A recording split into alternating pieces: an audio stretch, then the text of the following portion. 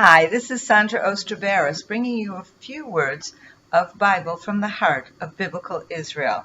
This week's Torah portion is ReehBehold, and it begins with a few verses that I absolutely love to talk about and to teach, especially up on a very special outlook place called the Three Seas Outlook, located just east of the community of Itamar, overlooking some of the most significant areas in biblical Israel, the Oak of Moreh, Mount Gerizim, and Mount Ebal.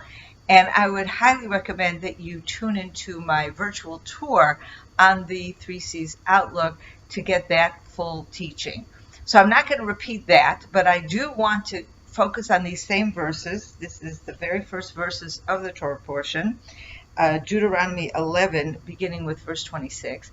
And I want to take a bit of a deeper look at the significance of these verses. And what these verses actually introduce is a blessings and curses ceremony that will actually take place later on, actually only a few months later, after the children of Israel enter the land of Israel under Joshua.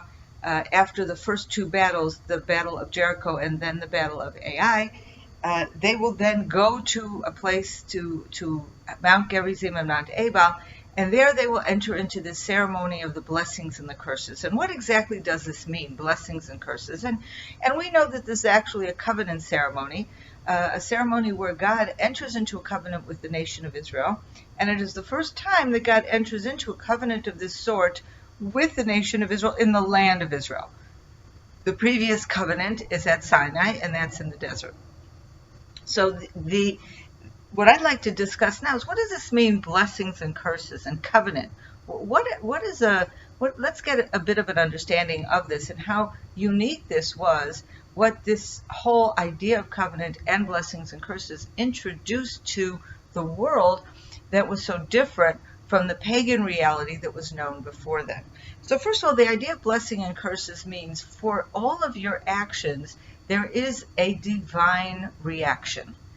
If you are going to do good things, then you will be rewarded. And if you are going to do bad things, then you will be cursed. Now this sounds fundamental, and in fact, when we today in modern times talk about a sense of justice, very much that relies on this idea that if you do good things, you will be rewarded, and if you do bad things, you will be punished. And all of the modern judicial systems are based on this idea. And if people have been wronged, when they talk about seeking justice, what they are seeking is that the person who perpetrated that wrong will indeed be punished. So this really goes to our deepest sense of what is right and wrong, what should be, how the world should be run, how things should happen. And what I think what's very fundamental is, in our lives when we look around, we don't always see an exact correlation between somebody who is a good person, who does good things, does he lead a better life, or people that are not so nice, and sometimes they seem to lead an easier life. And that creates also, on the other hand, one of the most important theological questions or questions of belief that arise in human beings. How could this happen to so-and-so? In fact, as a Jew, one of the most fundamental questions that arise as a result of the Holocaust was, how could all these wonderful, good people be tortured and murdered in such a horrible, horrible way? They could not possibly have deserved that.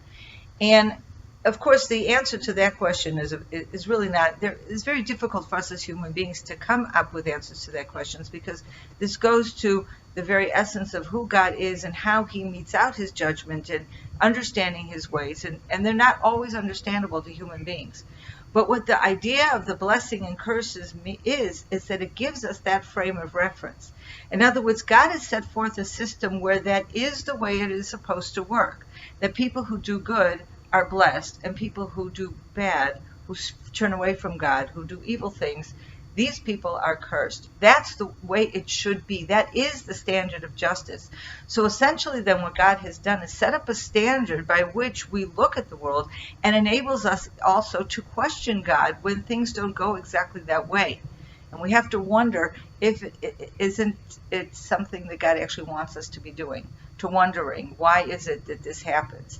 And we may never always have our answers, but I think God has already established that this is a standard of justice that we should be using to measure the validity or how we look at the world. And then I want to put this in a historical context, because in a pagan society, in a pagan belief system, justice doesn't usually enter into the picture. If you think about how pagans worship their gods, they brought offerings. Offerings usually were brought in order to smooth or ruffle or smooth the feathers that may have been ruffled by the gods. It is not a sense of justice. It's not a sense of right or wrong, that somebody deserves something, but rather, in order to have a good life or to have good things happen to you, you need to bribe the gods.